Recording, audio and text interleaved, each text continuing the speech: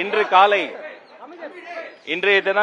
காலை திருவள்ளூர் மாவட்டத்தில் ஒரு தனியார் மீன் உணவு ஏற்றுமதி செய்யக்கூடிய நிறுவனத்தில் அமோனியா வாயு கசிவு ஏற்பட்டு பலருக்கு தலை சுற்றல், வாந்தி, மயக்கம் ஏற்பட்ட செய்தி சம்பவ இடத்திலிருந்து வந்தவுடனே தமிழ்நாடு அரசு பாதிக்கப்பட்டவங்களை மீட்டு அருகில் இருந்த வேல்ஸ் மருத்துவமனை, வெங்கடேஸ்வரா மருத்துவமனையில சேர்த்தோம்.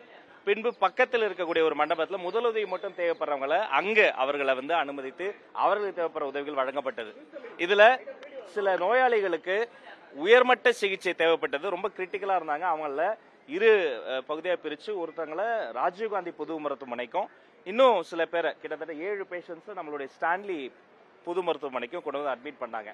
இந்த விஷயத்தை கேள்விப்பட்டு மாண்புமிகு முதலமைச்சர் அவர்களினுடைய வழிகாட்டுதலின்படி உடனடியாக பொறுப்பு அமைச்சர் ஹானரபிள் மினிஸ்டர் குமார் அந்த சம்பவ இடத்திற்கு விரைந்து சென்று விட்டார்.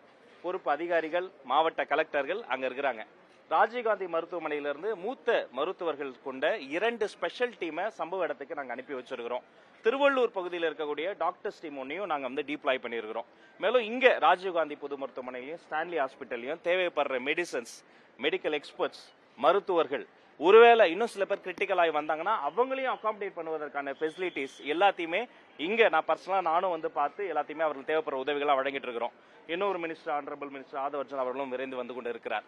இப்படிப்பட்ட சூழ்நிலையில தேசிய பேரிடர் மீட்பு குழுவுக்கு தகவல் சொல்லப்பட்டு பெட்டாலியன் 4 சார்பில் இருந்து ஒரு ஸ்பெஷல் டீம் அங்க டிப்ளாய் பண்ணியிருக்கிறாங்க. சம்பவ இடத்துல இதே போன்ற சம்பவம் நடந்த உடனே வேற எங்கேயும் இருந்தும் கேஸ் லீக் எதுவும் வந்துடக்கூடாது. அப்ப இதை சிபிஆர்ன்னு சொல்லுவோம், அதாவது கெமிக்கல், பயாலஜிக்கல், ரேடியாலஜிக்கல், நியூக்ளியர், இதை போன்ற விஷயங்கள்ல இருந்து வரக்கூடிய இதை போன்ற கசிவுகள் ஏற்பட்டால், அது ஒரு இண்டஸ்ட்ரியல் விபத்து ஏற்பட்டால் அந்த இடத்துல ஒரு ஸ்பெஷலிஸ்ட் டீம் போயிட்டு அதை எஸ்டிங்விஷ் பண்ணுவாங்க. அவங்களையும் டிப்ளை பண்ணியிருக்கிறோம். பிபிஇ கிட்ஸோட, அதாவது பர்சனல் ப்ரொடக்ஷன் எக்யூப்மெண்ட்ஸோட சேர்ந்து அவங்களையும் டிப்ளை பண்ணியிருக்கிறோம். இங்க இருக்க பேஷண்ட்ஸ் எல்லாருமே கொண்டு வரும்போதே ரொம்ப கிரிட்டிக்கலா தான் கொண்டு வந்தாங்க. அவங்களுக்கெல்லாம் தேவைப்படுற உயர்மட்ட சிகிச்சையை தரும்படி மாண்புமிகு முதல்வர் அவர்கள் அறிவுறுத்தியிருக்கிறார். அதன்படி மருத்துவர்கள், இங்க இருக்கக்கூடிய ஸ்பெஷலிஸ்ட் அனைவருமே அந்த 7 பேரையும் காப்பாற்றுவதற்காக போராடி கொண்டிருக்கிறார். சோஃபார் இருவரினுடைய மரணம் டிக்ளேர் செய்யப்பட்டிருக்கு. அவங்களையுமே கொண்டு வரும்போதே பிராட் டெட். மீதி பேருக்குலாம் உயர்மட்ட சிகிச்சை வழங்கப்பட்டிருக்கு. இருவர் 2 மரணங்கள் டிக்ளேர் செய்யப்பட்டிருக்கு. இப்ப இங்க கூட ஒரு பேஷண்ட்டுங்க, அவங்களுக்கு ஆல்மோஸ்ட் இதய துடிப்பு நின்று விட்டது. பட் நம்முடைய மருத்துவர்கள் கிட்டத்தட்ட அரை மணி நேரம் தொடர்ச்சியா சிபிஆர் பண்ணி போராடி இப்ப ரிவைவ் பண்ணிருக்காங்க. இப்ப அவங்களுடைய இதய துடிப்பு வந்திருக்கு. நான் போய் அவங்கள பார்த்துட்டு தான் வந்திருக்கிறேன். அதனால இவங்களுக்கு இன்னும் கொஞ்சம் நம்ம டைம் கொடுத்து அவர்களினுடைய உயர்மட்ட சிகிச்சைகள் தொடரும் பொழுது இன்னும் அவங்கள அந்த கிரிட்டிக்கல் ஸ்டேஜ்ல இருந்து அடுத்த ஸ்டேஜ் கொண்டு கொஞ்சம் கொஞ்சமாக மீட் பண்ணுவாங்க. பெரும்பாலும் பாத்தீங்கன்னா பாதிக்கப்பட்டவர்கள் வட இந்திய தொழிலாளர்கள், ஒரிசா, அஸ்ஸாம் போன்ற பகுதியை சார்ந்தவர்கள் தான். அவர்களினுடைய அந்த விவரங்கள், விலாசங்கள் விசாரிக்கப்பட்டு அவர்களை தொடர்பு கொள்ளும் முயற்சியும் ஏற்பாடு செய்யப்பட்டிருக்கு. உயிரிழந்தவர்களினுடைய அந்த சடங்குகள் உடனடியாக அனைத்து ஃபார்மாலிட்டிஸ் முடித்து நல்லபடியாக அவங்க கொண்டு போய் சேர்ப்பதற்கான அந்த ஈடும் அந்த ஹெல்ப்பும் ப்ரொவைட் பண்ண சொல்லி நம்மளுடைய ஆனரபிள் சிஎம் சொல்லியிருக்காங்க. 7 பேர் ஸ்டான்லி மருத்துவமனையில 7 பேர் அட்மிட் செய்யப்பட்டிருக்கிறாங்க. 7 பேருக்குமே அந்த ventilator support, oxygen support, medicine, அப்புறம் மல்டிபிள் டிசிப்ளினரி, அதாவது பல்வேறு துறை சார்ந்த நிபுணர்கள் தொடர்ச்சியாக அவர்களுக்கான சிகிச்சையை வழங்கிட்டு இருக்கிறாங்க.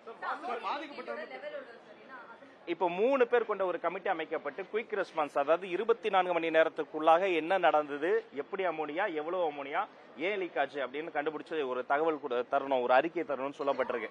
3 பேர் பாத்தீங்கன்னா அவங்க மாசு கட்டுப்பாடு மற்றும் சப்ஜெக்ட் மேட்டர் எக்ஸ்பர்ட்ஸா இருப்பாங்க.